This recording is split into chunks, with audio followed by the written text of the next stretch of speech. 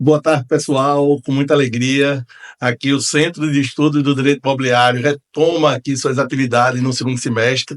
A gente está muito contente com a evolução, agora aqui já na própria sede do SESD, como a gente tinha prometido, a gente iria realmente começar a gravar diretamente. Então esse vai ser o local de todas as gravações do SESDcast, né? Com a participação da Hoje Produções, aqui sempre nos auxiliando.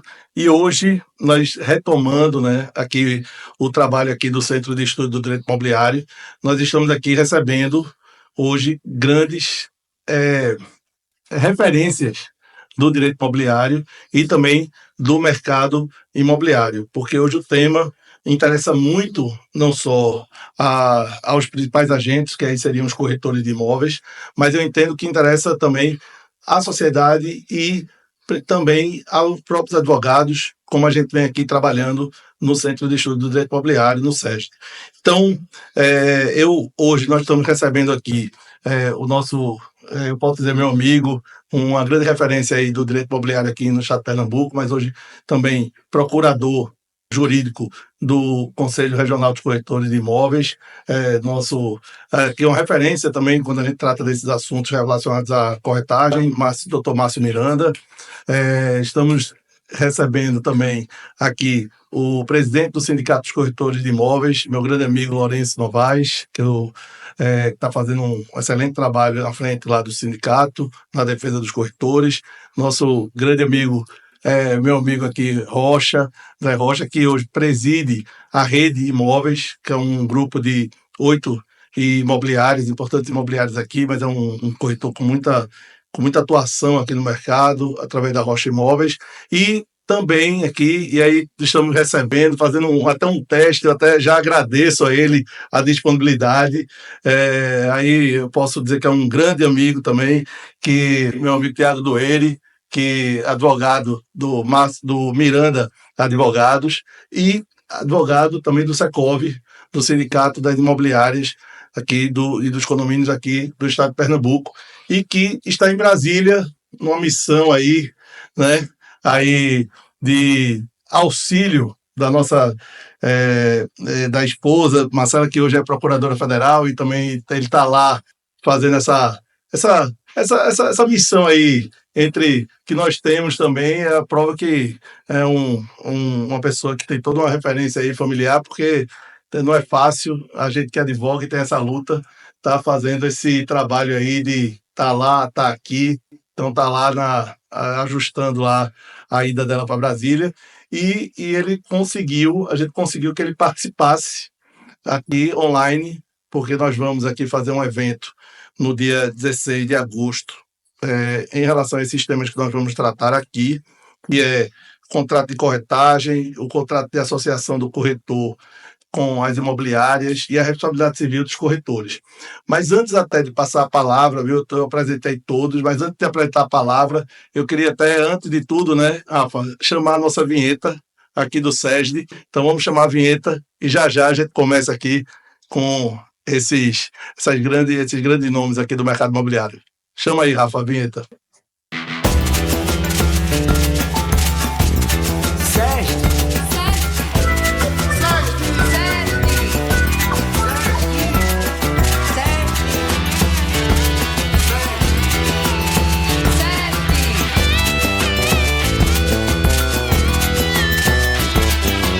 SESDcast, Direito Imobiliário em Debate. Pronto, voltando aqui, então eu já vou passar a palavra, eu vou começar aqui com o Dr. Márcio Miranda, para que ele possa até já iniciar suas palavras sobre esse tema, e a gente, aqui é um papo informal, assim, eu digo sempre que a gente aqui vai debater esse tema e aí trazer um pouco da colaboração de todos em cada segmento. E Márcio, eu queria suas palavras até em relação ao Conselho dos Corretores de Imóveis, o Conselho Regional dos Corretores de Imóveis, essa questão até relacionada até à própria ética profissional, que você vem fazendo um excelente trabalho, inclusive lá, tratando lá dos processos ético-disciplinares, mas que principalmente essa relação com o contrato de corretagem e essa relação que tem aí entre corretores e imobiliários, que eu acho que também tem uma grande, vamos dizer, tem um grande chamado dos corretores ao Cresce nessa relação. Então, eu queria primeiro lhe ouvir. Ok, muito bem, Lócio. Eu agradeço, vou lhe chamar de Lócio, porque nós temos, como você disse, uma amizade já de alguns anos. Lhe agradeço o convite, é uma honra estar aqui nessa mesa com essas pessoas aqui importantes do mercado imobiliário. E você é uma delas também, porque você atua nesse fronte já há alguns anos e eu conheço a sua capacidade técnica. Então, nossa conversa aqui tem tudo para engrandecer o mercado e engrandecer também os advogados técnicos que certamente estão nos ouvindo. Quero aproveitar para dizer a você que o nosso presidente do Cresce, Francisco Monteiro, mandou-lhe um abraço. Não sei se você já viu ele mandando um abraço por mensagem, Já né? vi, já vi. Pronto, um abraço. Um abraço. Né? Eu disse a ele que estaria hoje aqui e ele deu toda a força e pediu para desejar-lhe sucesso à nossa conversa. Inclusive, já agradeço e já registro aqui também a minha palavra do excelente trabalho que o presidente Francisco vem exercendo aí à frente do Conselho. Pois é, ele está agora na segunda gestão e, como você antecipou um pouco, uma grande preocupação dessa gestão do Cresce foi em relação aos processos disciplinares que estão em trâmite lá no Cresce. Como vocês sabem, o Cresce é um conselho que regulamenta, que fiscaliza o exercício da profissão de corretor de imóveis.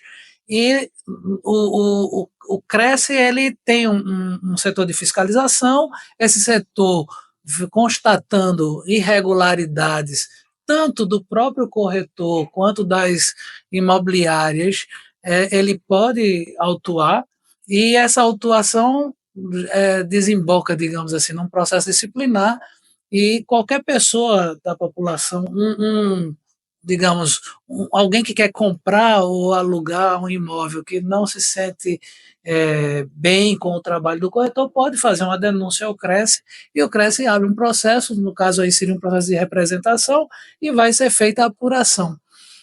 Se de fato aquele corretor infringiu ou não alguma norma ética. E é uma situação que, como eu estou lá agora, no dia a dia e vendo o procedimento, a gente percebe que, primeiro, muitos corretores e imobiliários que estão submetidos a processos não comparecem para se defender. Então, você tem uma gama de processos em que o corretor denunciado ou a imobiliária denunciada fica em silêncio. Tem um prazo processual, não se aplica a revelia no processo administrativo. Em qualquer momento que ele aparecer no processo, ele pode trazer os argumentos de defesa dele, mas o que acontece na prática é que eles não se apresentam. E a ausência de conhecimento das regras do Código de Ética. Existe um Código de Ética, uma resolução do COFES, que é o Conselho Federal, e esse Código de Ética traz as regras pelas quais o corretor tem que se submeter. Né? Por sinal, um dos temas aqui que a gente vai tratar sobre contrato é uma questão ética, o corretor ter um contrato escrito com os seus parceiros, com seus clientes. Né? Então, nós estamos tentando dinamizar, já julgamos vários processos, tinha uma quantidade imensa de processos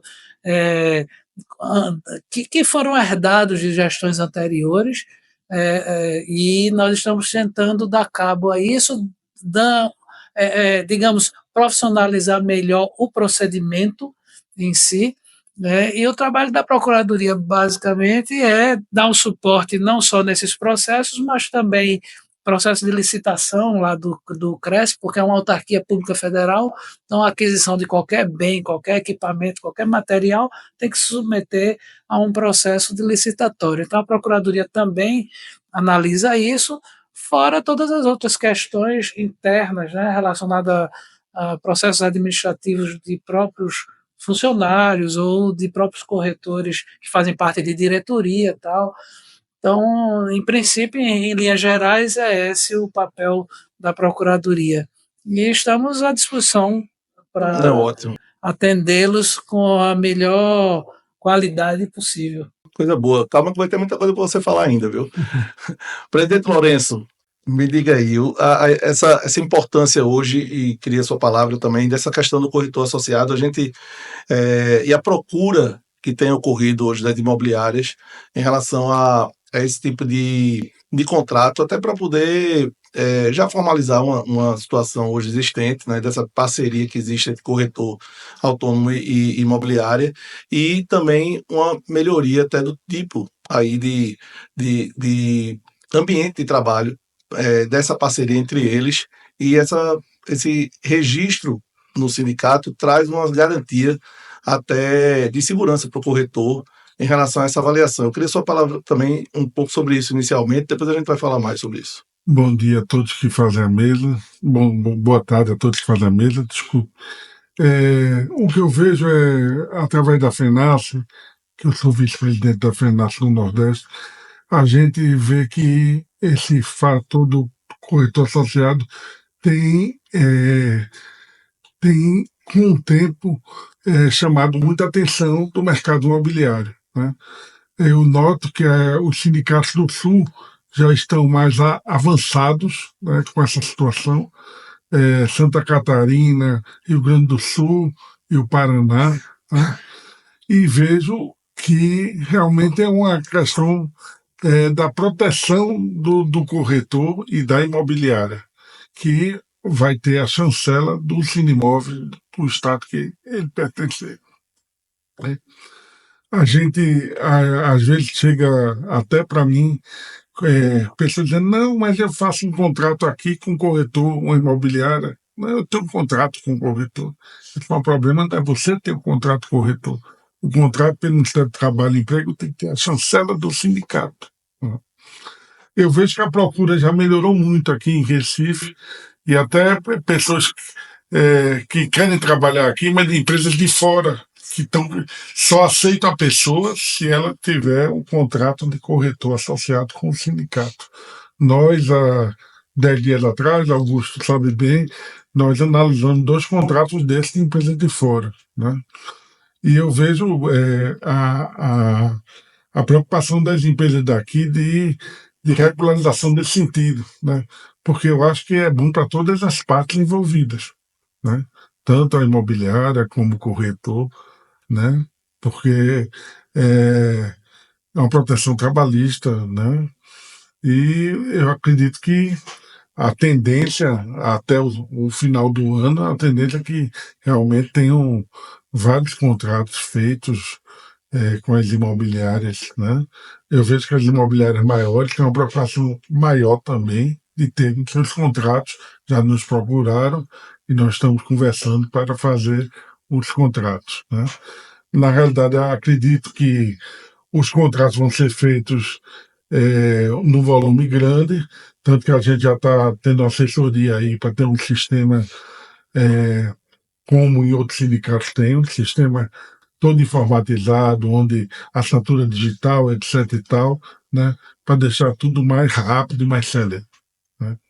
É isso que eu gostaria de falar. Não, então ótimo. Então, ótimo. Depois eu vou falar sobre isso, mas eu vou passar a palavra para Rocha, até para a gente ter uma visão até da própria imobiliária em relação a esses contratos. Porque hoje eu até vejo, sabe, presidente, hoje existe uma clareza que a regra e o que o sindicato defende e o que também o mercado defende é que realmente é uma parceria e que há uma autonomia do corretor. Então não há um trabalho, uma vontade dos corretores de terem aí até a questão de vínculo. Eu sei porque até há alguns anos atrás eu participei de um evento muito grande, até que a gente até fez uma dinâmica lá em relação a vínculo empregatício ou não ter vínculo empregatício, e era um evento realmente que foi muito grande, foi até em Florianópolis, não sei se está recordado, você está recordado, mas assim, a gente teve Foi no CONAS. no CONAS, exatamente. Teve uma discussão lá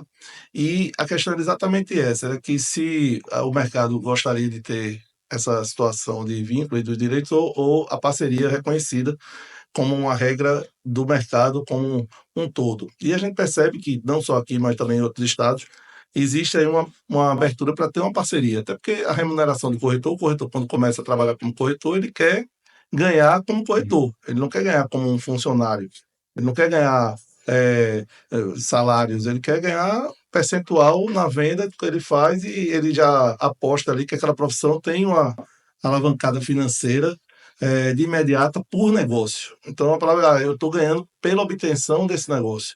E por ganhar pela obtenção desse negócio, eu sou um sócio da imobiliária, porque a gente tem um acerto ali naquele negócio de sócio, naquele negócio Está específico. ganhando pelo sucesso. Isso. Então, hoje existe uma parceria consolidada, mas quando você tem um número grande de parcerias, para você não ter essas parcerias, sempre tem que formalizar cada parceria, cada contrato de parceria, cada documento você tem que juntar para aparecer uma parceria isolada, para você botar assim, eu tenho uma parceria conjunta de vários negócios, fica difícil. Então, por isso que eu acho, por isso que a lei trouxe o contrato associado para formalizar isso.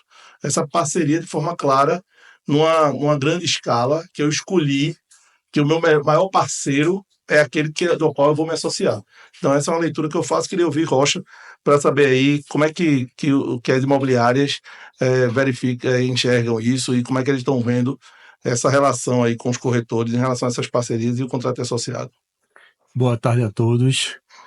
Na verdade, o contrato associado, ele vem aí com a transparência, tá certo, do que já acontece no mercado hoje. Nós vamos colocar em prática, só no papel, porque essa relação já existe, tá certo? Já vem de longas datas e da hora que a gente formalizar isso, vai ficar mais claro e mais transparente para os dois lados, não só para o corretor, como para a imobiliária também.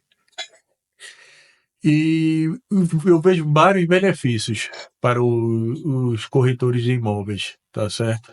Sobre a questão de corretor sem CLT ou não, se você perguntar no mercado, hoje 90%, devido aos ganhos que são bastante atrativos, tá certo? Os corretores não têm interesse de ser CLT. E a profissão corretor de imóveis é uma profissão regulamentada. Isso também já é um ponto positivo para os corretores de imóveis. O que a gente mais quer é a transparência, tá certo? Na hora que a gente fizer esse contrato, a gente vai ter uma determinadas parcerias de contrapartida que o corretor vai poder fornecer, o que ele pode oferecer e o que a imobiliária vai poder oferecer para ele, que geralmente todas as imobiliárias oferecem uma estrutura por trás de suporte para o corretor vir fazer negócios. Não só estrutura física, como estrutura de clientes, de leads também. A gente tem um trabalho para capturar esses clientes e fornecer para que eles atendam. Então, é uma via de mão dupla, vice-versa, né? A gente precisa do corretor e o corretor precisa das imobiliárias. É isso. Perfeito. Tiago, agora deixa eu lhe ouvir também sobre essa questão, que eu queria saber também a sua leitura aí dessa mudança que houve, que já não é recente, né? Essa mudança que houve na legislação e que traz aí esse contrato que tanta gente vem se esmiuçando e trabalhando para que a gente crie cláusulas cada vez mais seguras aí para ambas as partes. Me diga aí, meu. Primeiro eu queria cumprimentar doutor Augusto, meu amigo, queria cumprimentar todos que estão hoje compondo a mesa, é uma honra para mim estar aqui com vocês, e agradecer ao Sérgio e à produção aí por estar conseguindo me colocar online. A tecnologia ajuda muito nisso, como o doutor Augusto colocou, eu estou aqui em missão marido, mas foi muito importante também estar podendo aqui fazer essa troca com todos vocês, para que a gente possa trazer conhecimento e conversar sobre um tema tão importante. E aqui eu queria trazer um ponto que eu acredito que é fundamental. Eu entendo que não é apenas o contrato de corretor associado não é benéfico apenas para o corretor, mas também para as imobiliárias, certo? Eu falo isso não aqui institucionalmente, enquanto Secov, mas meu entendimento enquanto advogado, o Secov também vem apoiando e trabalhando no tema, inclusive junto ao Sinimóveis, mas particularmente, na minha opinião, é uma medida importante para as imobiliárias, porque a falta de de regulamentação dessa relação podem ser já demandas trabalhistas, né? Então, é quando Rocha coloca acertadamente essa busca por transparência, ela volta-se ao corretor e volta-se à imobiliária, de modo que todos estejam aí tranquilos em relação a essa relação que está sendo estabelecida, que é uma relação de ganha-ganha. Agora, um ponto que é importante também é o fato de que existe uma mudança de cultura, certo? Muitas vezes, quanto maior a imobiliária, mais estruturado com aqueles requisitos da relação de trabalho, de emprego, e precisa, em alguns casos, fazer ajustes para que a relação de parceria ela venha a efetivamente se sobrepor, né? Então, existe também essa questão da mudança de cultura, mas é uma tendência, como o presidente Lourenço colocou, e acredito que vai, de fato, crescer cada vez mais. Nós temos clientes imobiliários que já fizeram o contrato de corretor associado, eu quero dizer advogado, mas é corretor associado. Mas porque é parecida a sistemática, né? E, inclusive, porque é uma profissão que tem uma natureza semelhante, Isso. né? Então, como existe essa necessidade de ser um ganha-ganha, todo mundo está trabalhando em parceria para poder chegar a um objetivo comum, atender bem aquele cliente, né? Então, acredito que a sistemática é semelhante e impõe tanto para o advogado, os escritórios de advocacia, quanto também para as imobiliárias, uma mudança de cultura na forma de encarar essa relação.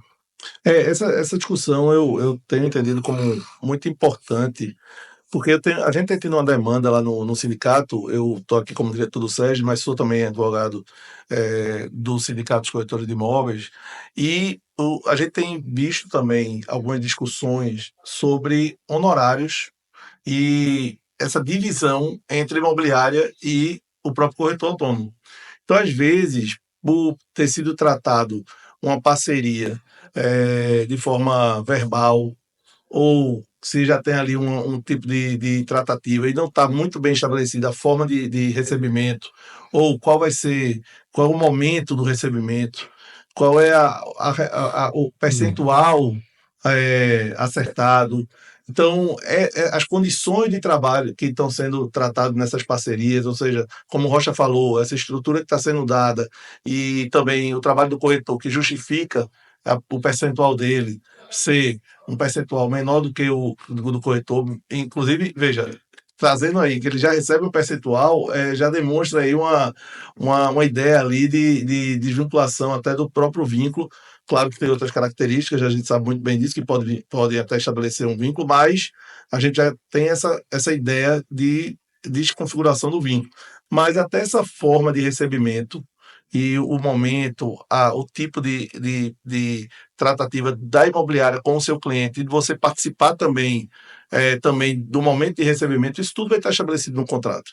A gente hoje tem demandas que a gente tem recebido, a imobiliária recebeu, mas recebeu uma parte. Aí a parte que ela recebeu agora não era para receber o corretor. Aí o corretor era para receber em tal momento do negócio.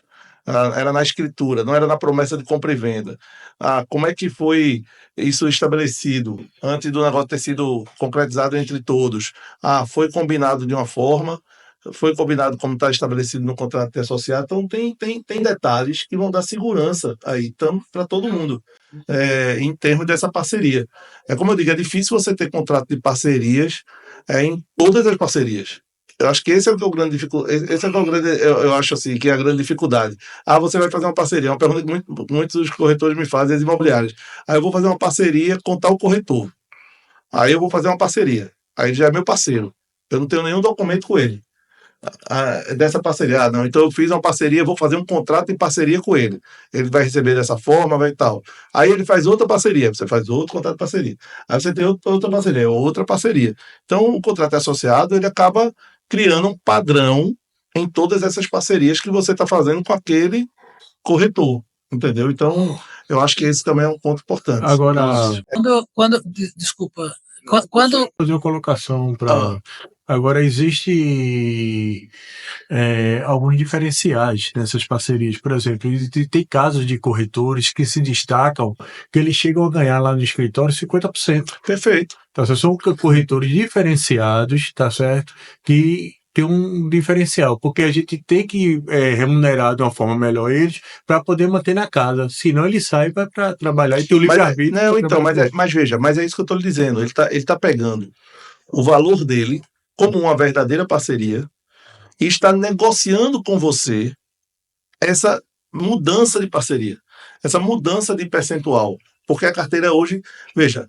a importância dele naquele negócio está justificando até o seu custo de estrutura e mesmo assim você está aceitando fazer uma parceria com ele nesse percentual, mas é uma coisa ajustada, entendeu? Entre as partes. Então, você acaba tendo um contrato de associado, você pode estabelecer ali que esses critérios que estão sendo estabelecidos são critérios que podem ser, durante o contrato, aditados e reformulados em conjunto entre as partes, né? É isso aí. Eu queria dizer o seguinte, a profissão de corretor de imóveis, como foi dito aqui já, ela, na essência, a lei ela prevê que existe essa profissão autônoma. Isso. Né? O corretor de imóveis é um profissional liberal que tem autonomia para desenvolver a sua atividade de forma livre. É tanto que a lei, quando ela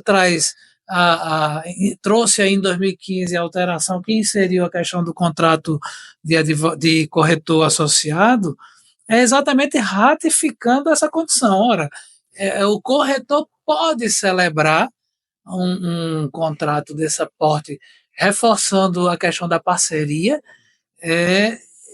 só ratificando essa condição dele.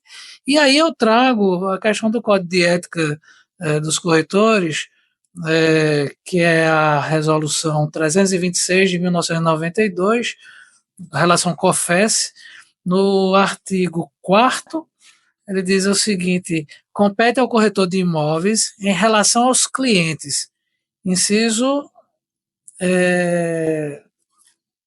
9, contratar por escrito e previamente a prestação dos seus serviços profissionais.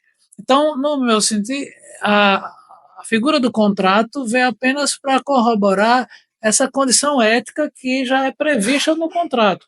E, infelizmente, a gente vê muitos casos de corretores que atuam e não têm contrato, seja com imobiliária, seja com pessoas físicas.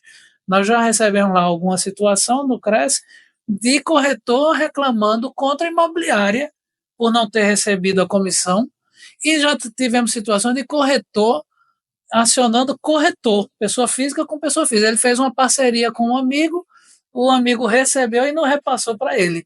E um dos elementos que a gente sempre questiona eu tenho um contrato? Se você tivesse um contrato, isso era facilmente resolvido. Eu saberia o que é que o corretor acertou com a imobiliária, o que é que ele acertou com a empresa, com o colega, não é? E Rocha trouxe essa informação que é relevantíssima. Quando eu sei que a comissão de corretagem ela gira em torno de 5%, 6%, e a gente fala aqui de corretores autônomos que recebem em torno de 50% do valor integral do que a imobiliária vai receber, eu estou realmente diante de um sócio.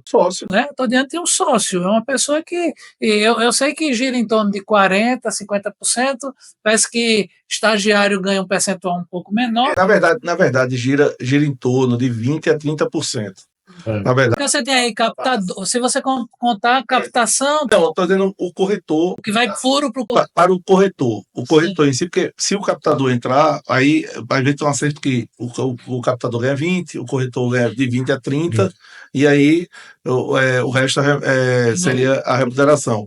Porque até nessa questão, até nisso comprova, porque se tem um captador, ele tira o dele e o resultado é dividido aí nos percentuais entre a imobiliária e o corretor. O captador ele funciona não só para a imobiliária, mas para o corretor também. Sim. Entendeu? Ele é um captador de ambos. vamos dizer assim. Então, dos parceiros, dos sócios, vamos dizer assim, naquele negócio. Então, acaba que o corretor, hoje, ele varia entre 20% a 30%, pelo menos é a média, né, Rocha? Eu É isso estou mesmo. tirando a média, estou dizendo 25, 30%. pela rede, pelo todos, de 20% a 30%, e aí, o que é que acaba acontecendo? Entre 20% a 30%, às vezes é 25%, às vezes é 30%, aí às vezes, aí como ele disse, aí como ele falou bem, ele falou muito bem, o corretor começa a ter uma força de negociação pelo nível de valor até daquela parceria com ele. Veja, é igual a um parceiro de negócio. Às vezes até numa parceria de negócio, vamos dizer, de venda de imóveis, até vamos dizer, vários corretores, depende da importância também daquele profissional naquele produto que está sendo obtido. Quem é a peça-chave aqui? Então, o que é que ele está negociando? Então, ele bota na mesa e todos negociam e diz, rapaz, eu acho que você está certo, você tem que receber até mais aqui, porque foge esse caso do nosso ajuste do que a gente está trabalhando normalmente. Então, acontece muito, eu acho, na imobiliária, você tem uma carteira de imóveis que você está trabalhando em conjunto, mas aí o corretor, que também é, vamos dizer, associado ao parceiro, ele, por exemplo, ele encontrou, ou ele foi procurado, não a imobiliária, ele foi procurado para um terreno, vamos dizer, valorizado, importante aqui, que ele encontrou. E aí ele tem uma relação direta com o proprietário. Aí ele chega para o parceiro e diz, vamos trabalhar esse imóvel em conjunto. Só que aí, nesse imóvel específico, pela importância da responsabilidade que foi colocada a ele pelo proprietário, ele, na verdade, está chamando o parceiro porque ele quer trabalhar em conjunto ali naquele negócio que ele já tem, mas a importância é muito importante do produto que ele conseguiu. Então, ele já coloca ali um outro percentual, e aí acontece do percentual ser igual, ser 50%, entendeu? E aí se ajustar. Por isso que o contrato de corretagem, o de associado, eu tenho visto que tem muitas aberturas. Eu até peguei alguns lá que tem muitas aberturas, vários tipos de remuneração, quando os corretores têm um trabalho um pouco diferente. Então, pode ser assim, pode melhorar, pode ser ajustado novamente, a depender do produto. O corretor que trabalha com tal produto é tal percentual, o corretor que trabalha com tal produto é tal. Como aquele trabalha com tal produto é um percentual X, outro, o B associado também naquela imobiliária, já é um outro acerto, um outro percentual. Então, por isso que essa orientação do sindicato muitas vezes é importante. Né? Queria fazer aqui um adendo, aproveitando o que o doutor Augusto colocou, no seguinte sentido, no meu sentir, a existência de categorias de corretores dentro de uma imobiliária, de uma determinada imobiliária, e remunerações distintas, a depender do produto, a depender também do volume daquele corretor, isso é algo natural de se acontecer, e também o seguinte, que a gente precisa fazer essa distinção. Isso não significa a existência de uma hierarquia, né? A partir do momento em que, inclusive, é exigido dos corretores participação de determinadas reuniões, tal, isso vai ser dentro da rotina da própria imobiliária para conseguir o êxito da venda. Então, a gente precisa diferenciar e fazer essa distinção entre eventual categorização de corretores que estão lá trabalhando em parceria e da forma de organização da empresa com a configuração de uma relação trabalhista. Isso eu acredito que é algo importante de pontuar. E uma outra questão também é sobre a liberdade do mercado de se autorregular. Eu tenho essa posição assim, pessoal, no sentido de que a gente não pode seguir linhas muito pré-definidas dos percentuais que são colocados dentro do mercado, porque vai depender da característica, da peculiaridade de cada uma daquelas relações que estão sendo ali regidas, né? E aí no contrato isso tem que ficar claro. O importante é que seja estabelecido percentuais ali, obviamente, a gente não pode fazer percentuais totalmente desarrazoados, porque a gente poderia até estar ensejando em uma situação de um vício do negócio jurídico, né? Então, um vício de vontade poderia ser até arguida a anulabilidade daquele negócio. E até como sindicato a gente não permitiu o aviltamento, né, dos Certo, exato. Mas, ao mesmo tempo, é importante que o mercado ele possa também fazer essa adequação natural de acordo com as circunstâncias do momento. Ao meu ver, sobre essa questão aí das remunerações, tá certo, nas empresas, é como como outra profissão, assim, qualquer. O que se destaca, que se diferencia, ele tem um poder de negociação maior do que quem não se destaca. Então, eu tenho corretores na minha empresa que o que ganha 50% me deixa a remuneração final melhor do que eu pago 30%, devido ao número de volume de negócio que ele vem fazendo. Ou seja, você só paga mais a ele porque ele já é um Faz profissional que traz um resultado Diferenciado. Isso mesmo. Não, e veja, eu gosto muito de inverter um pouco também até no discurso, que veja, ele também, veja, está optando por trabalhar essa parceria com você. Então, é uma situação que a gente tem que sempre trabalhar com muito cuidado, porque para a gente deixar claro que é o que acontece realmente na prática, eu tenho visto, falando com os corretores, para a gente que é uma parceria de mão dupla, de via dupla, como o Thiago falou, e que esses percentuais que vocês ajustam e que ele traz para você um resultado melhor, mas também você traz um resultado para ele melhor, e isso acaba sendo que ele, de vez ele está fazendo essas parcerias com outro corretor, ele está fazendo com você. Então, veja, é uma coisa que é aquela questão, um parceiro de negócio. Então, é muito importante que a gente também traga isso, porque eu tenho conversado, eu tenho feito algumas perguntas, assim, meio que de advogado do diabo, quando eu vou atender alguns corretores, principalmente sobre essa questão do corretor associado e do contrato, para esmiuçar melhor as cláusulas e deixar de forma mais segura, que é exatamente isso, é a vontade dele, como é que você quer trabalhar com essa imobiliária? Você quer trabalhar com essa imobiliária? Como é que você quer trabalhar com ela? Como é que você preferir essa questão da remuneração aqui? E muitas vezes assim, é exatamente isso. Essa cláusula que está aí fui eu que eu coloquei. Às vezes acontece isso. Às vezes eu coloco uma cláusula e a imobiliária acata. Mas para dar uma transparência maior dessa liberdade, dessa autonomia do corretor dentro desse negócio. Mas, Augusto, a concorrência é salutar. Tá certo? Se eu tenho um corretor, tá certo? Eu tento dar melhores condições para ele, porque senão ele vai trabalhar com outra empresa, o meu concorrente parceiro. Então, a gente tem que oferecer melhor para ele, estrutura física, as condições para fazer negócio, porque ele só vai estar na minha empresa se ele ganhar dinheiro, se fizer negócio. Se não tiver, ele vai para a empresa do vizinho. Ele tem essa autonomia. É isso. A gente tem visto corretores ganhando essa dinâmica lá do CONAR, que teve lá no CONAS, que quando a gente foi exatamente isso. O auditório lotado, eu nunca mais esqueço disso, que eu estava presidindo essa mesa. E eram 2 representantes, um do Secov de São Paulo e o outro da CUT. E aí eles fizeram uma pergunta, fizeram uma dinâmica lá, que levantaram, quem quer ter a carteira assinada, quem quer ter férias, quem quer ter... Aí, vamos dizer, uns 30% da auditório está na mão. Aí ele começou a defender.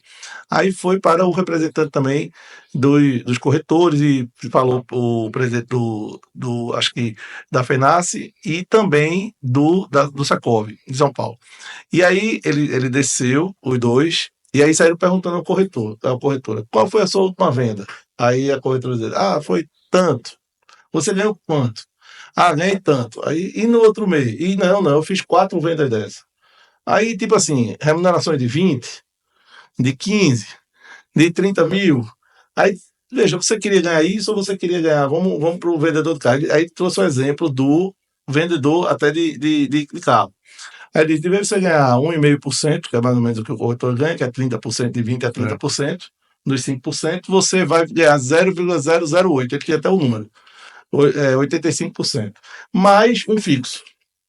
Então, você teria que vender pelo menos uns ele tinha um cálculo de 3 ou 4 apartamentos, teria aí que ter um cálculo de 3 ou 4 apartamentos vendidos, e aí para ganhar R$6.000. Então, você iria se esforçar para ganhar aqui um valor, assim, você teria que vender 3 ou 4 apartamentos para ganhar uma remuneração fixa e um percentual naquele mês que nunca iria atingir o que você recebe numa venda só. Eu tive um aluno, que era até um arquiteto, Rogério, ele me permite, eu sempre digo o nome dele porque ele me permite isso, que no último ano do curso dele, ele estava estagiando. E aí ele fez uma venda em parceria com um corretor. E ele era estagiário, e o estagiário também recebe também percentual. E ele e o corretor, assim, fez uma parceria com ele, com essa imobiliária. E o corretor ainda disse, não, o que eu for receber, você vai receber igual a mim. E a imobiliária também. Ele recebeu ali, naquela permuta, que era uma permuta grande, por vários apartamentos, ele recebeu ali, ele disse lá o que ele não tinha recebido nos últimos, sei lá, 5, 10 anos da vida dele. Então, veja, é impossível você dinamizar isso se não for através de uma parceria, se não for através de contrato de parceria. Eu conheço situações em que o corretor é um trabalhador hipersuficiente. A gente fala muito que o empregado ele é hipossuficiente, né? Ou seja, tem uma condição mais difícil e por isso que a lei trabalhista vem proteger essa pessoa que tem menos conhecimento. Mas o que você falou de margem de comissão de corretor, de um único corretor, eu já vi. Tem empresas aí que proporcionam ao corretor remunerações de 20 mil, 30 mil por mês, 15 mil. E aí você fica naquela. É tanto que o que você falou também é certo. Você vai querer ter um salário fixo de 3 mil por mês, mais todos os direitos de tempo de carteira anotada, FGTS, você quer continuar ganhando os 15, 20, 30 mil por mês. Isso não é uma ficção, não. Existe. Existe, vocês são do mercado, sabem, as grandes imobiliárias aqui em Pernambuco, a gente sabe que existem situações. Hoje existem imobiliárias no interior, Gravatá, Caruaru, que devido à pandemia se expandiram com imóveis de alto padrão. Sim. E hoje, os corretores que são associados e parceiros da imobiliária ganham hoje muito bem, ganham em torno de 15 a 20 mil reais. É tanto que a tendência, tiram em vendas. Você pega corretores de imobiliárias que são bem-sucedidos como corretor, ele abre a empresa dele.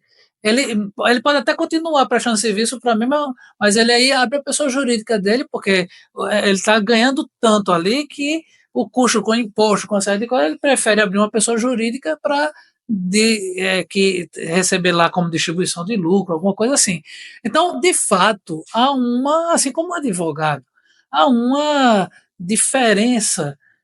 Nós não estamos tratando de qualquer outro profissional que não tem uma profissão regulamentada, que não tem um conselho que fiscaliza a profissão, que tem um sindicato atuante. Nós estamos falando de uma profissão regulamentada, onde ele pode se socorrer da lei para dizer onde é que está o direito dele, e a própria imobiliária ela é também contemplada pela legislação que cria a profissão, não é? Então, eu percebo nessa minha experiência de muitos anos que aqueles corretores que são parceiros mesmo da imobiliária, eles são bem-sucedidos. Sem dúvida. São muito bem-sucedidos porque, como o Tiago falou, ganha-ganha, e essa questão é um sócio. O corretor sente a dor do dono, né? Sem dúvida. Até para não parecer aqui que a gente está numa defesa ferrenha das imobiliárias, mas a gente está defendendo os corretores mesmo, os corretores de imóveis e as imobiliárias, mas principalmente até o trabalho do corretor até de início de trabalho, porque ele vai começar no início dele no imobiliário. E o início dele precisa ele ter o cuidado de receber corretamente, de receber o que ele está combinando com o seu parceiro. E aí tem o contrato. E tem o contrato, tem que ter o Tem que ter o contrato. E contrato. outra coisa, esse contrato ele não é engessado, não. Ele pode ser combinado, Isso. discutido entre as partes. Inclusive o Porque corretor de acertado imóveis. não sai caro, né? Inclusive o próprio corretor de imóveis ele tem um suporte do sindicato. Isso. Lá, o jurídico lá de sentar lá, discutir as cláusulas e. E pela lei, como o Lourenço falou no início, o contrato ele tem que ser, digamos, homologado, registrado pelo sindicato, o que traz uma força muito grande para essa relação, o que demonstra que é algo bom para ambas as partes. Não, e o sindicato, veja, o sindicato, além de estar hoje trabalhando para melhorar o contrato padrão do qual é utilizado como modelo, a gente está em tratativa com o Secov, estamos aí alinhando cláusulas mais específicas, detalhando esse contrato. Estamos discutindo com o mercado, estamos discutindo com o Secov para ter uma linha em relação a esse contrato. Então, e além disso, vários contratos, quando chegam ao jurídico do sindicato, a gente também trata já com o jurídico das imobiliárias, a gente já muda esses contratos, a gente chama o corretor para mostrar o que está sendo sugerido para alteração. Então, e na grande maioria, eu até tenho que fazer esse registro, os contratos têm vindo obedecendo aí a legislação, mas a gente só muda muito mais para ficar claro, a gente marca com o corretor, tem um atendimento ao próprio corretor para explicar para ele o que é que aquelas cláusulas significam, por que daquele cuidado que ele tem que ter, principalmente aquelas que não só tratam do vínculo empregatício, mas também da remuneração e também do que está sendo ofertado por ambas as partes. E essa autonomia do corretor, que eu volto a dizer, o contrato ele reforça a autonomia técnica do corretor e essa responsabilidade dele junto com a imobiliária, porque até os corretores têm que ter esse cuidado, porque quando eles atendem ou fazem uma parceria, eles respondem ali com a imobiliária. Né? Então, eles são responsáveis, solidários ali em relação àquela informação que está sendo prestada ao cliente, ao próprio. 723, mais ou menos, da série do Código Civil, acredito que é por aí. Ali entre o 722 e o 729, você for pegar, tem uma responsabilidade que todas as informações, de forma espontânea, de risco do negócio, o corretor tem que prestar ao seu contratante. Então, sob pena de responder sob pena de dano. Então, ali responde não só a imobiliária, como o corretor também, que está ali prestando aquela informação. Então, tudo isso também está constando no contrato de associação, né? Não é, Tiago? O Tiago, que é um grande especialista aí, sabe muito de responsabilidade civil, então pode até reforçar isso.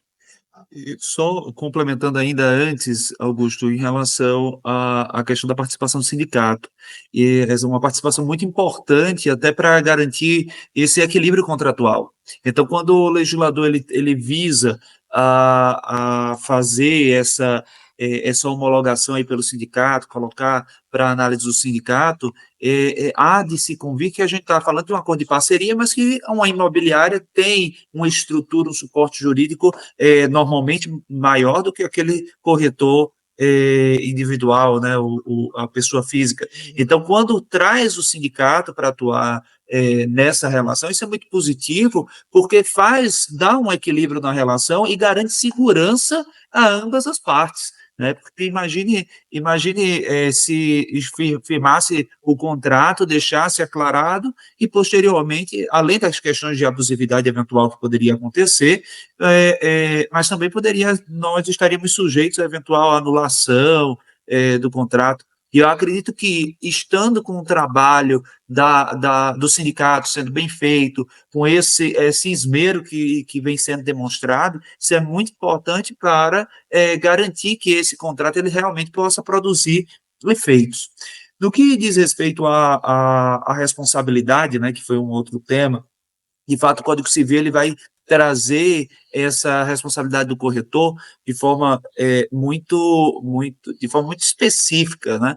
E, inclusive, eu já assisti uma aula do professor Wendel Leonardo, que eu sempre faço referência, que ele passou uma live inteira tratando do artigo É, o 723, né? 723, isso. E eu achei isso fantástico, porque é tanta coisa que vem aí de responsabilidade quando a gente vai tratar da responsabilidade do corretor e desse artigo em específico, que isso precisa ser uma cautela importante a ser observada. Inclusive, a gente tem que destacar o seguinte, que o corretor, mesmo pessoa física, ele exerce um papel de prestador de serviços que está ali sob a orientação do Código de Defesa do Consumidor, o CDC.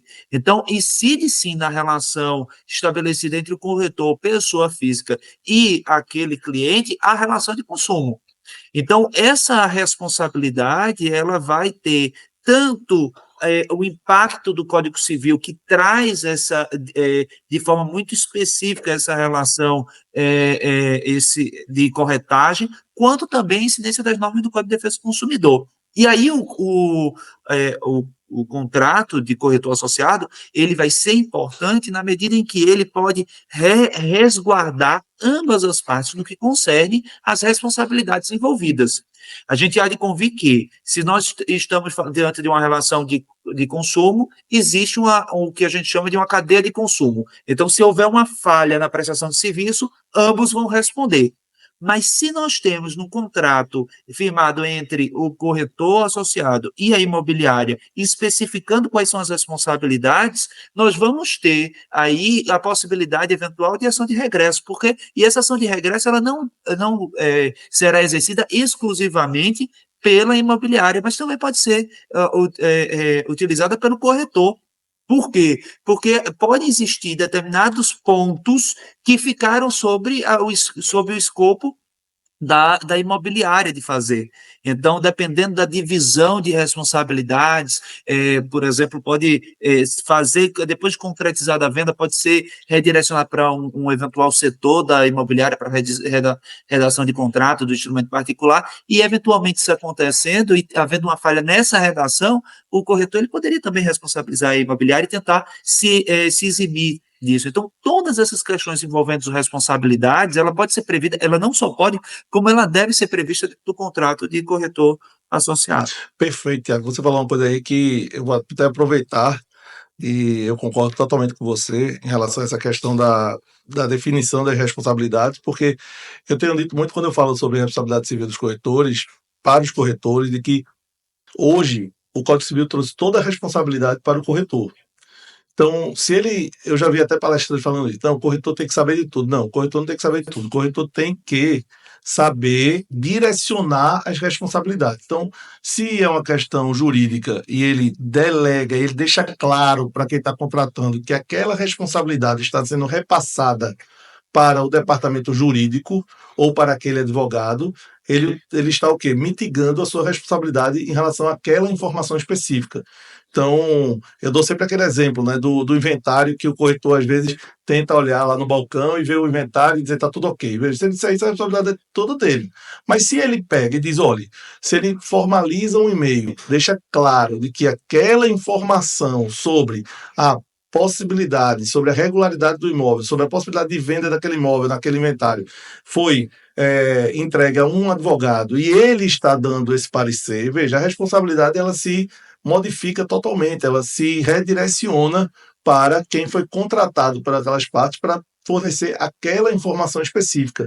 Isso às vezes acontece com um arquiteto que também está trabalhando também naquele negócio, um engenheiro, então tem outros profissionais, só que o corretor ele é o gestor de tudo. Então, se ele abarcar toda essa responsabilidade, por isso que diz lá, o corretor tem a obrigação de prestar todas as informações. Não, todas as informações se ele não delegar. É o que eu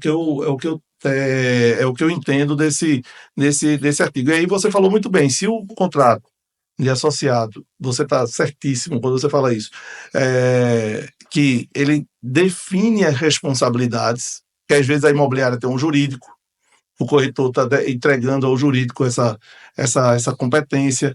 Então, se você define essas responsabilidades, você evita de que o corretor parceiro ou a imobiliária, também em determinados pontos que foram definidas as responsabilidades, seja responsabilizado quando não deveria ser. Então, isso é importantíssimo. Lógico, inclusive Se eu sou- esse detalhe é importante, a questão do contrato, não só para o corretor que vai trabalhar para uma imobiliária, e aí a gente está falando do contrato de corretor associado, mas o corretor que trabalha efetivamente de forma autônoma, ele ter o contrato e dando os limites das suas obrigações, dos seus deveres no contrato, isso pode ajudar, porque de fato o parágrafo único do artigo 623, ele é de uma eh, profundidade no sentido das atribuições de responsabilidade, de uma abrangência que eu tenho até dúvida se é possível, por meio de contrato, afastar esse tipo de obrigação por conta da questão do princípio da. A, é, o 422 do Código Civil, da boa-fé, o princípio da boa-fé. Porque se está na lei, e aí você veja como é profundo aqui, como é amplo. Ele presta. Pois não, Tiago. Não, é porque quando ele diz assim, ó, veja só, quando ele diz lá, os esclarecimentos que estiverem a seu alcance acerca da segurança e risco, o entendimento que até a doutrina traz, e eu também até penso da mesma forma, que o corretor ele está aí trazendo a responsabilidade dele verificar a fumaça do problema. Ele tem ali a obrigação de ver ali o risco. Mas se ele delega para o profissional especializado, e veja, com a concordância, claro, Sim. do seu cliente. E o seu cliente diz, não, tudo bem, a responsabilidade é do advogado sobre aquele tema, ele está se afastando daquela responsabilidade. Agora, e aí ele contratualmente ou formalizando por e-mail, ele pode formalizar esse redirecionamento da informação, porque aí, veja, ele está prestando esclarecimento. O esclarecimento que estava no alcance, ele está prestando, ele está dizendo, olha, aqui você precisa de um advogado para definir, fazer essa análise.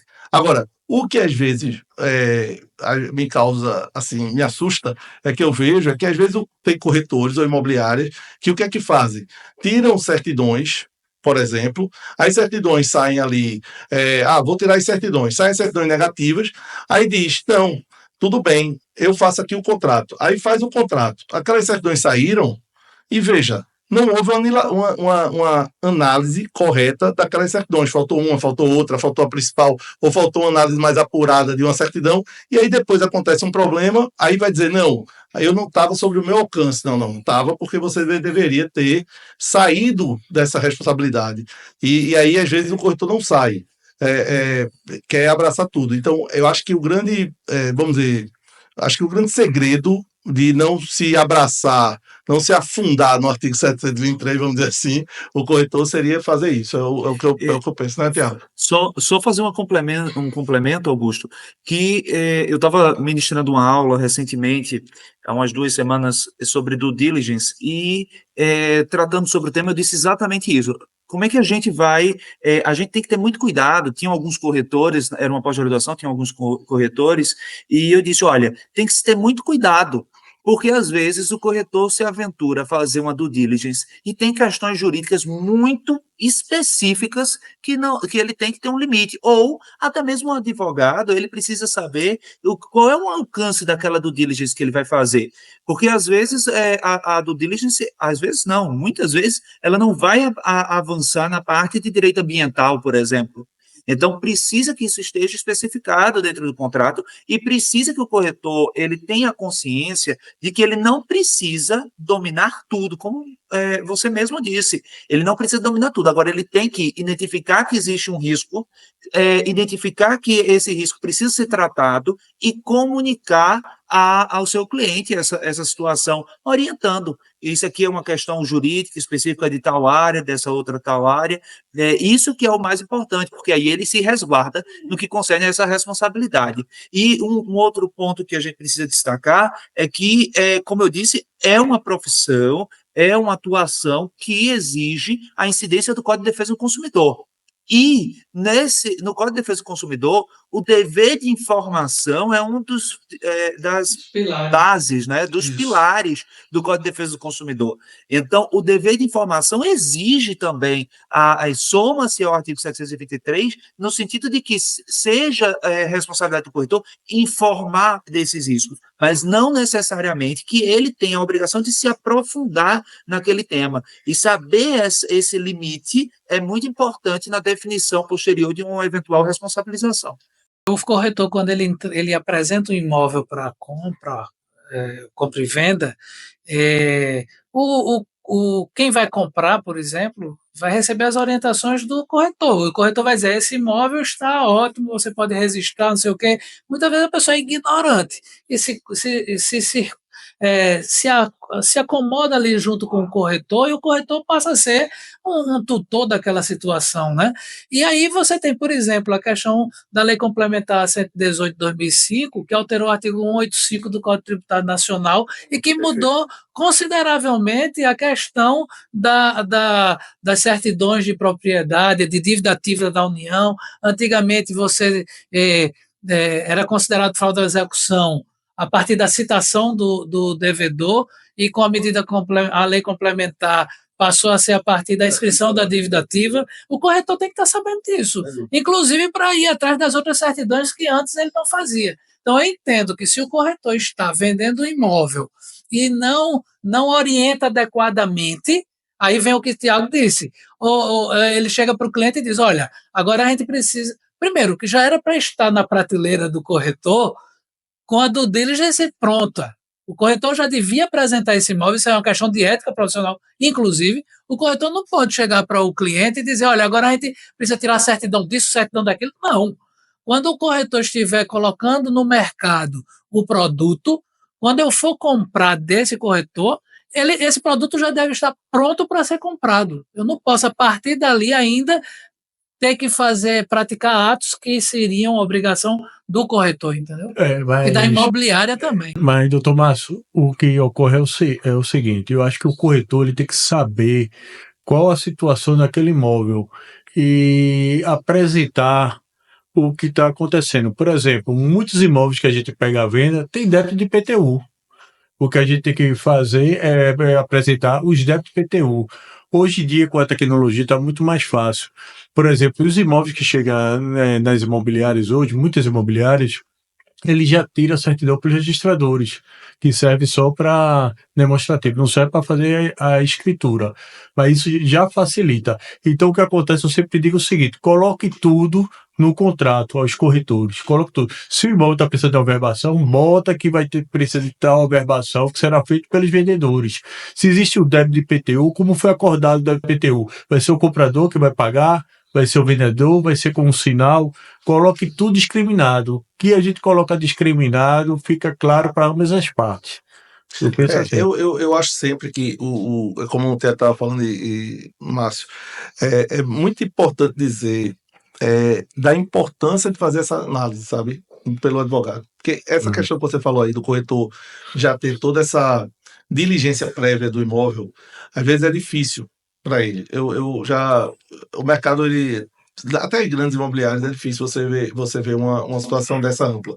Eu até vejo a certidão de matrícula ser retirada, certidão de ônus, ali que é o proprietário, que não tem um gravame real ali sobre o imóvel. Mas quando se vai para as questões das ações judiciais, dos tributos, essa é uma análise que muitas vezes é feita quando já tem um interesse, já tem uma proposta.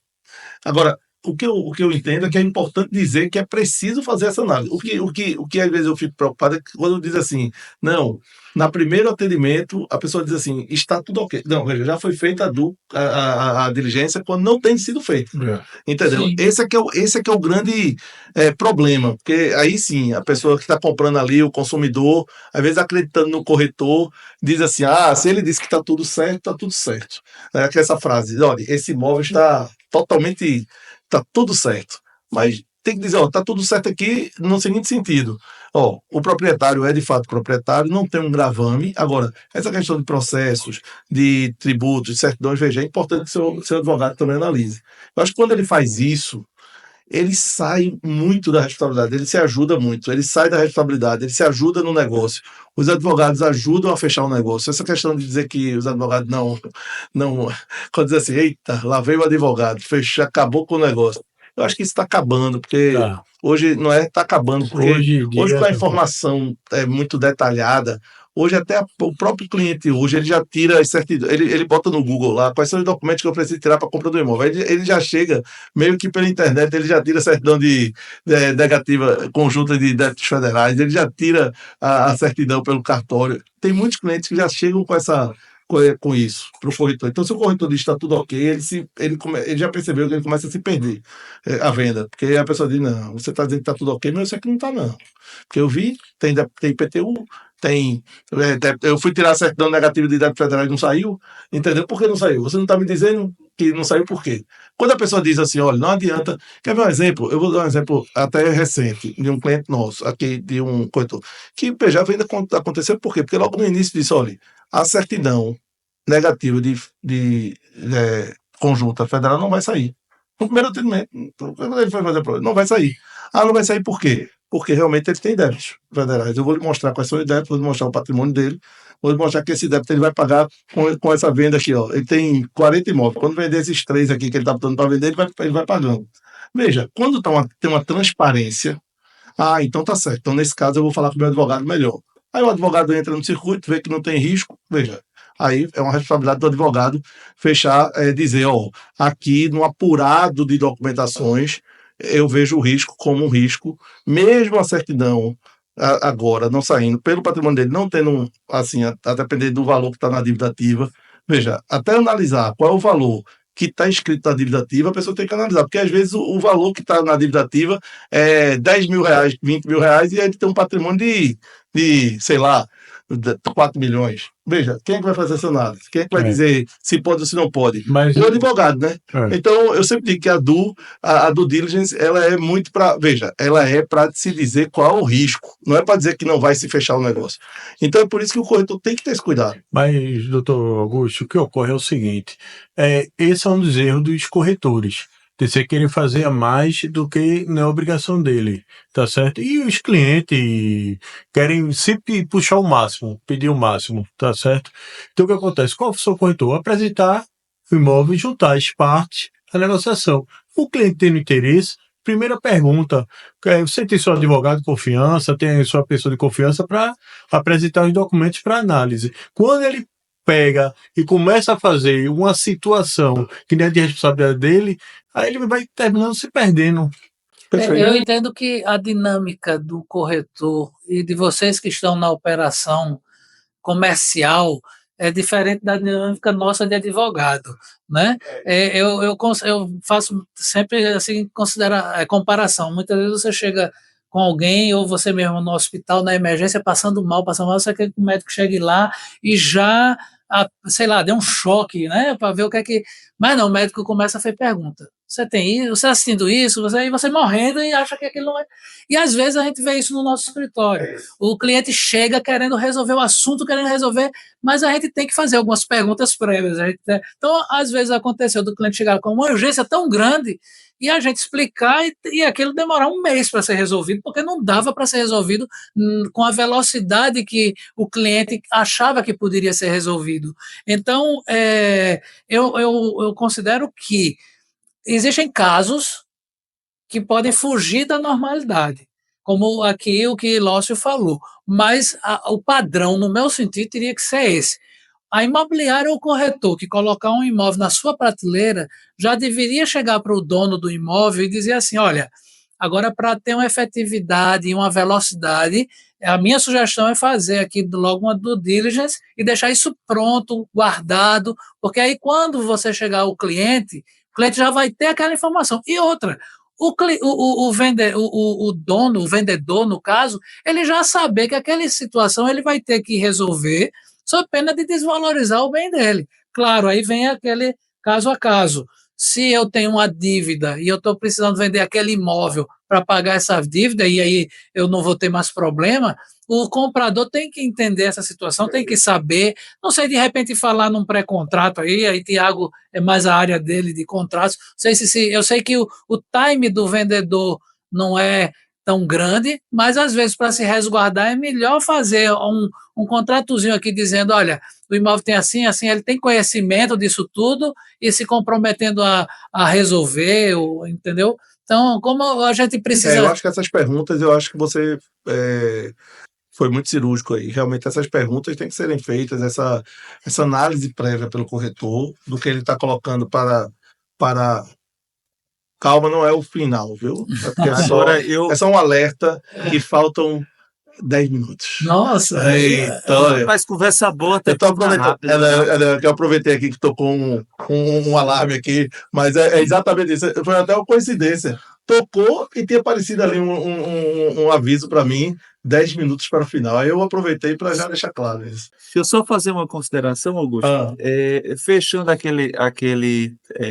esse tema, né, que foi falado sobre responsabilidade e viabilidade do negócio e tal, eu queria registrar aqui, quando eu estava logo no início da minha atuação, tem o diretor de uma empresa, Dr. Salazar, que eu sempre digo isso para os alunos, que ele sempre disse, olha, Tiago, o jurídico não pode prejudicar o comercial.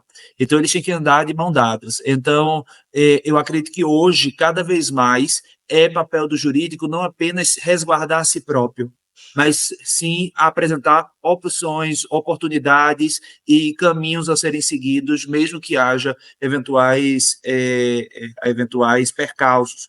E também deixar com transparência para o cliente, claro, os riscos também que está sendo corrido, porque nós que atuamos para empresas e construtoras, por exemplo, e tal, às vezes existe o risco aí do negócio, e as empresas ou construtores também podem assumir esse risco, então, ou entender que é pertinente esse risco. Então, só fazer esse adendo em relação ao tema anterior.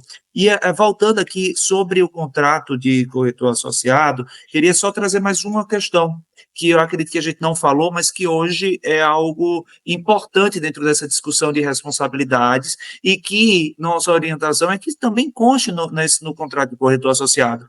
É como vai acontecer o tratamento de dados pessoais, né? Hoje, com a LGPD, nós temos aí o corretor também como um controlador dos dados, né? Ele vai manusear e vai poder utilizar esses dados. Então, é importante, nesse tratamento de dados que vai acontecer, que haja uma regulamentação nesse contrato de corretor associado que possa entender até onde vai a responsabilidade de um, até onde vai a responsabilidade do outro, para que depois não venha a ser responsabilizado por essas questões, tá? Então, eu não queria deixar passar a oportunidade de ressaltar esse aspecto.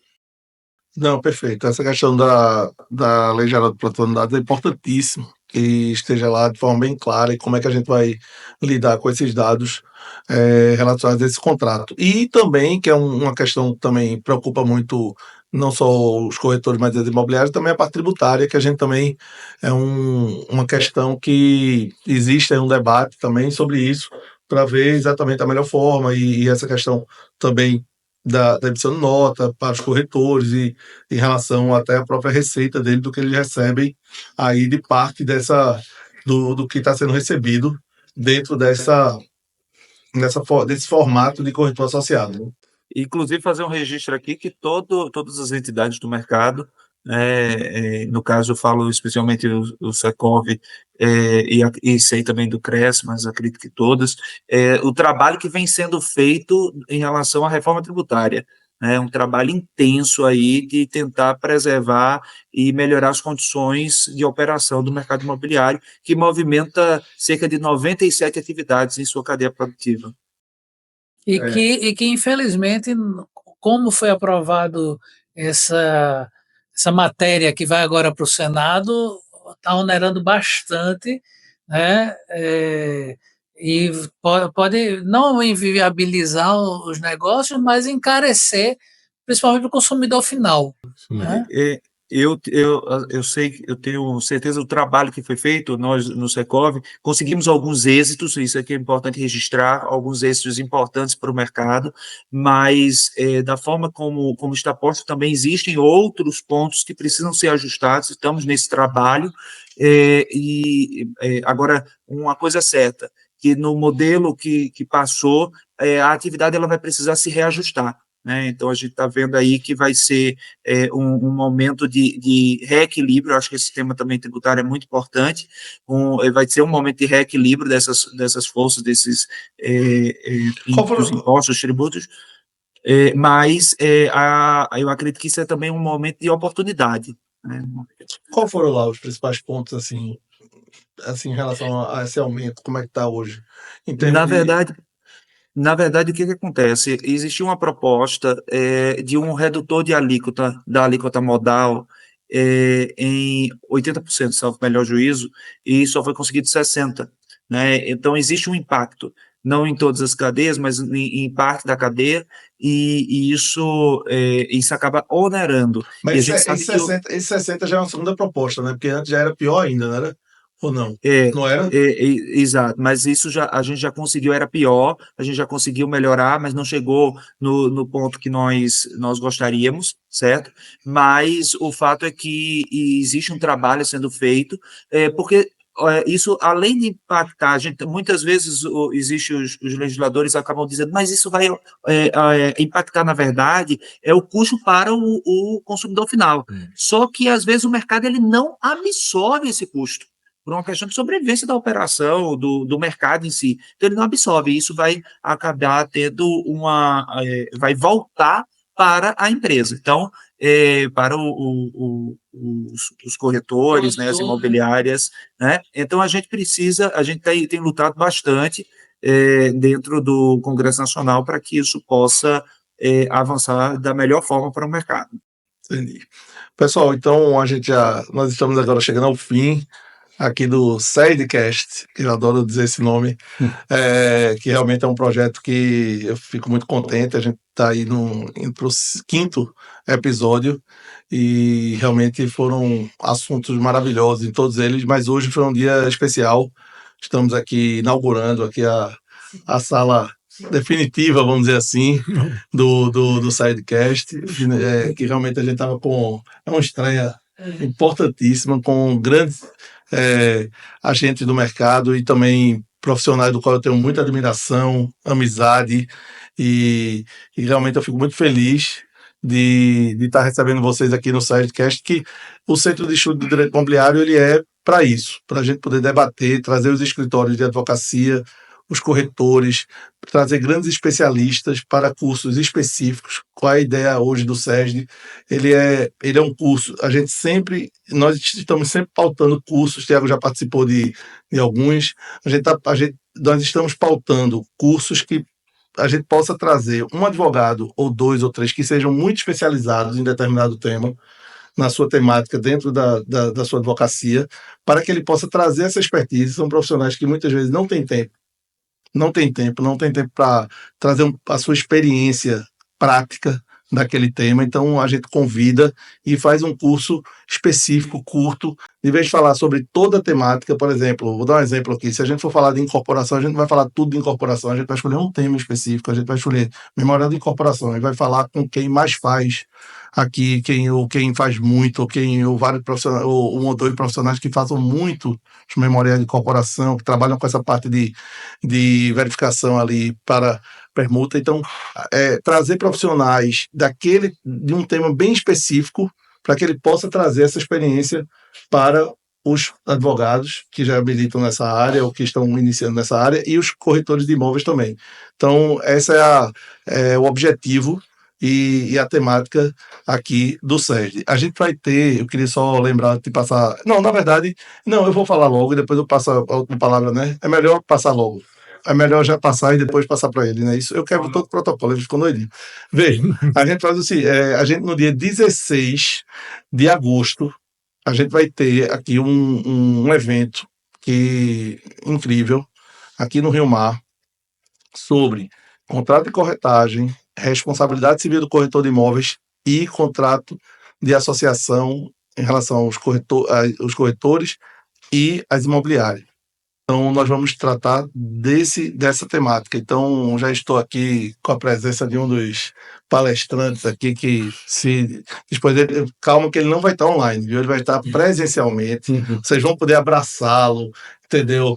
Tirar dúvidas, bater fotos, muitas fotos, botar no Instagram, Pedir autógrafo. entendeu? Pedir autógrafo, aproveitar aí toda a sapiência dele sobre esse tema, entendeu? Que é o doutor Tiago Dueire. A gente vai ter ele aqui conosco. Então, nós vamos ministrar esse curso, eu também vou participar, e a gente vai fazer aí uma tarde para os corretores de imóveis, uma grande celebração para tratar dessa temática. Então, guardem essa data aí, dia 16 de agosto.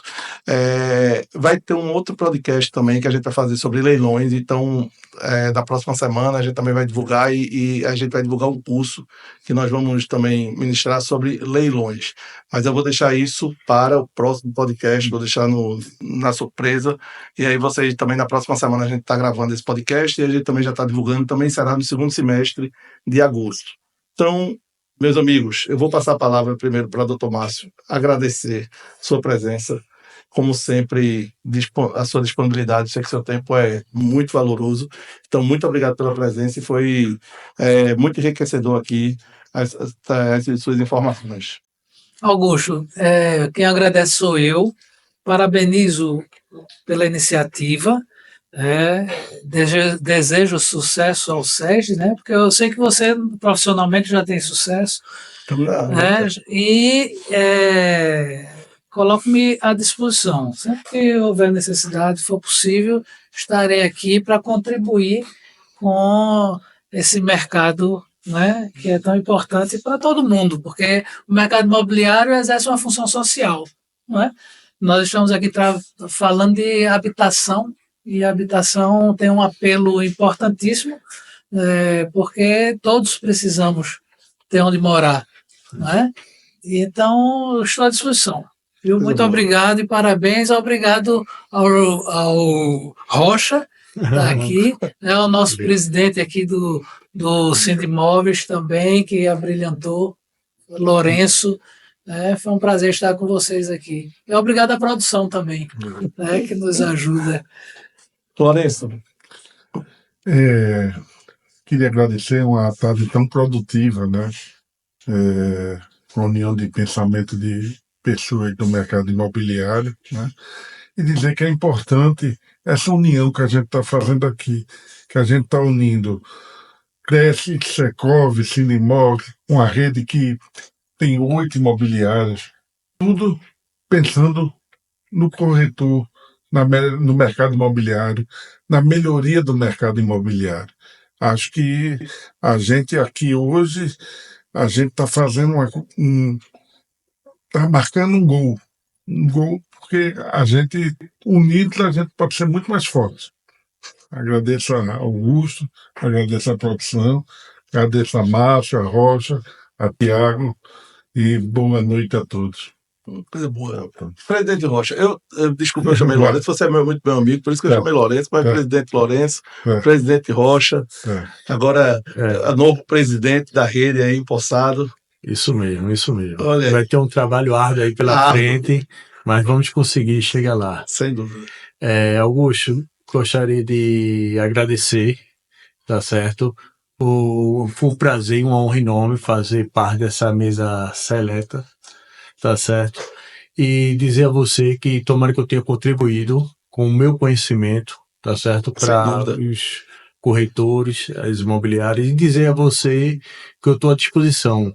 Sempre que o SESD precisar e eu puder contribuir de alguma forma, estou aí, aguardando o convite. Presidente Rocha, você sempre colabora e sempre traz informações valiosas do mercado imobiliário pela sua atuação tão competente aí no mercado imobiliário, e o presidente Lourenço também. São informações que nós aqui, os advogados, nós ficamos aqui, os corretores, só anotando, viu?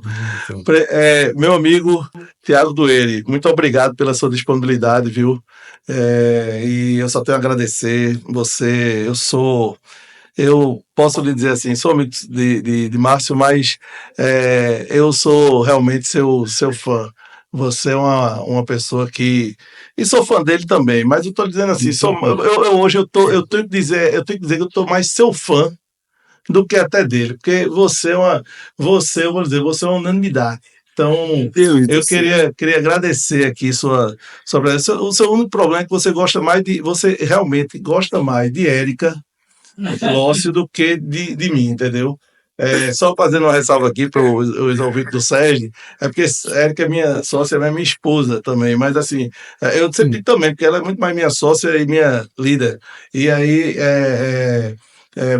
Tiago é um grande amigo dela e eu sempre acho que eu realmente, quando eu e Érica, eu sou perdido nessa conversa, porque eles realmente se juntam e aí não param. Mas muito obrigado, amigo, pela sua presença, pela sua colaboração e a palavra é toda sua. Rapaz, com tanto elogio, eu chego a fico sem jeito, não é? Mas eu que tenho aqui a agradecer. De fato, a competição com o Érica aí é complicada, mas Érica é uma grande liderança, né? Ela também é minha presidente na Comissão de Direito Imobiliário da OAB e lidera de uma forma exemplar, faz um trabalho muito bonito. E eu queria agradecer aqui o convite, a disponibilidade aí de montar essa estrutura, né, a produção que ficou aqui, o Rafael que ficou conversando comigo para tentar fazer com que esse podcast saísse da melhor forma, mesmo com a distância, né? Então, eu queria agradecer a todos, gostaria de agradecer ao SESD, desejar aí muito sucesso, começou de forma muito positiva, eu tive o prazer de participar de alguns cursos e foi sensacional, então super indico, e no dia 16 de agosto, eu vou ter o prazer de estar com os corretores, com todo o mercado, conversando e aprofundando mais esse tema que foi tão bem debatido hoje com esse grupo que, como o Rocha mencionou, tão seleto e que é uma honra eu participar. Muito obrigado a todos. Obrigado, amigo. E antes de terminar, antes que o pessoal aqui realmente também brigue comigo, o pessoal aqui do SESD, eu queria dizer, olha, entrar lá no Instagram do SESD Cursos. Entre lá no Instagram do SESD, se inscreva, acompanhe também no canal do YouTube, né? Tem que entrar lá e, por favor, se inscrevam, apertem lá naquele sininho, façam aquela coisa toda que eles pedem para fazer. É importante para a gente, é importante porque vai acumular, vai aumentar a condição de alcance de vocês. A gente vai chegar em vocês com os nossos cursos. Então, se vocês não fizerem isso, a gente hoje, a minha geração é difícil, a gente sofre com isso. Mas, assim, eu estou dizendo aqui porque eu treinei para dizer isso, viu? Porque é difícil para a gente dizer isso. Mas vão lá, apertem lá naquele sininho, se inscrevam, façam aquele login que é meio chatinho, mas façam, porque aí o curso vai chegar a vocês. A gente vai trazer o material e vocês vão saber o que o Sérgio está fazendo com todo carinho para vocês. E também no Spotify, lá também, seguir lá no Spotify, se inscrever, que aí vocês vão ser notificados e vão receber lá o nosso Serdcast com tantas informações valiosas para vocês. Então, hoje, muito obrigado. Estamos encerrando aqui mais um podcast, um Serdcast com muita alegria. E aí, ó, acompanha a vinheta que tá bacana. Um abraço. Tchau, tchau.